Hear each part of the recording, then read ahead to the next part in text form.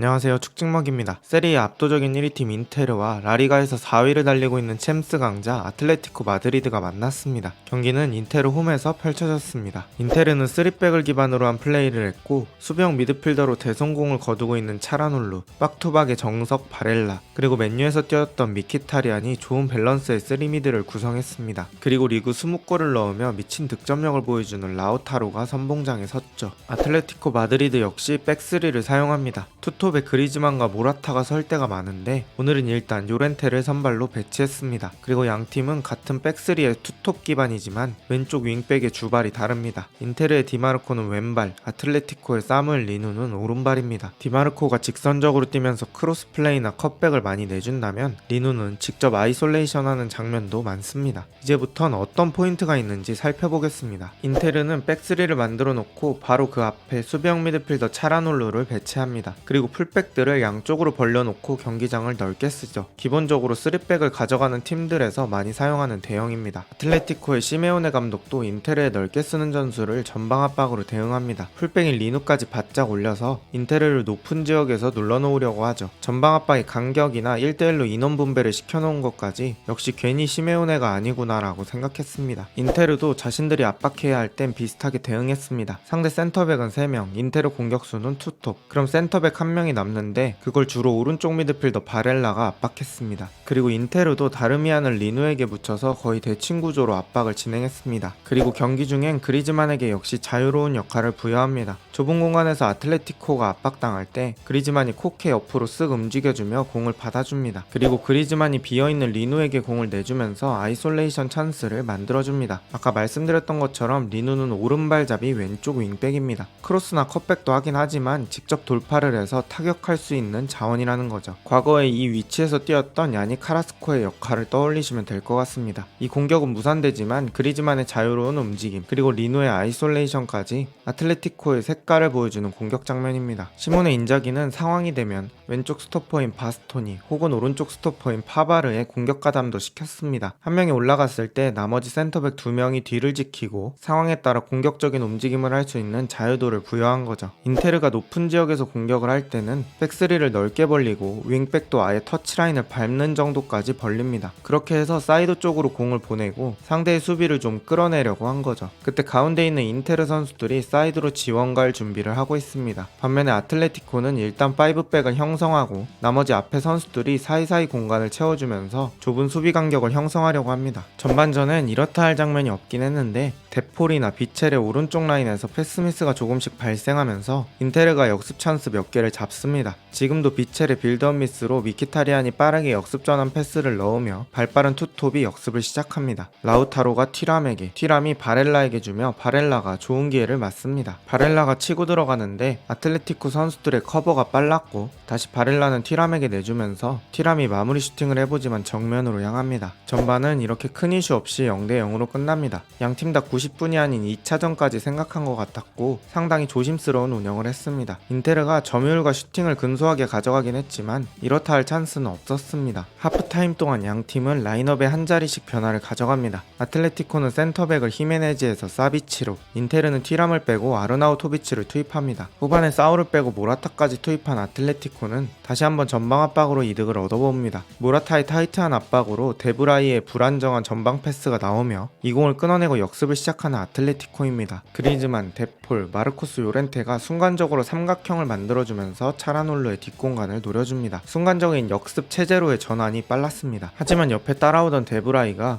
빠르게 커버를 쳐주면서 공을 걷어냅니다. 비록 슈팅까지 나오진 않았지만 아틀레티코의 순간적인 역습 전환과 타이트한 전방 압박이 좋았습니다. 인테르도 아기자기한 공격을 만들어봅니다. 차라놀루가 공을 끌고 오는 순간에 아주 작은 요만큼의 포켓 공간이 생깁니다. 그때 아르나우토비치가 그 공간에 쓱 하고 들어가고 차라놀루가 기가 막힌 강도로 살짝 공을 넣어줍니다. 이때 가운데 쪽에선 라우타로가 슬쩍 내려와주면서 공을 받아줄 준비를 합니다. 아르나우토비치는 그걸 보고 라우타로와 2대1 패스를 시도하며 하며 하프 스페이스를 노립니다. 하지만 여기서 홈런을 날려버리는 아르나우토비치입니다. 슈팅할 때 자세를 보면 가까운 거리라 발 안쪽 면적에 두껍게 맞췄어도 좋았을 것 같은데 엄지발가락 뼈 쪽에 맞기도 했고 공이 아주 살짝 바운드되며 아르나우토비치가 의도했던 스팟보다 더 밑동에 맞으며 공을 퍼올리는 식의 슈팅이 됩니다. 이렇게 아쉬운 기회가 떠나갑니다. 이렇게 경기가 진행되던 와중 경기의 균형은 수비 진영에서의 실수로 깨집니다. 아틀레티코 선수 2명이 순간적으로 겹쳤고 이 공이 프라테시에게 향합니다. 프라테시가 빠르게 냄새를 맡고 뛰는 라우타로를 보고 발끝으로 툭 하고 밀어줍니다. 라우타로가 이 공을 잘 끌고 가서 사비치의 도전이 있음에도 불구하고 밸런스 잃지 않고 딱 버티면서 슈팅을 합니다. 요즘 좋은 흐름을 이 장면으로 증명합니다. 이 공을 오블락이 잘 막아내지만 아르나우토비치 쪽으로 흐릅니다. 이 공을 아르나우토비치가 골문 안으로 슈팅하고 수비에 맞으며 들어갑니다. 경기는 1대0으로 인테르가 앞서갑니다. 정말 우여곡절 끝에 골을 만드는 아르나우토비치입니다. 인테르는 아까 정규 시간이 20분 정도 남은 시간에 체력 소모가 많은 양 윙백을 바꿔줬습니다. 그래서 지금은 둠프리스와 아우구스토를 포함해서 5백을 형성하여 5-3-2 형태로 수비를 합니다. 사이드 쪽은 내주더라도 가운데 힘을 줘서 수비하는 형태이기 때문에 아틀레티코가 공략하기 쉽지 않습니다. 그럼 변수가 나올 곳이 사이드 쪽인데 리누가 측면에서 아이솔레이션 할 때면 오른쪽 미드필더 프라테시가 붙어주면서 2대1 수비를 만들어줍니다.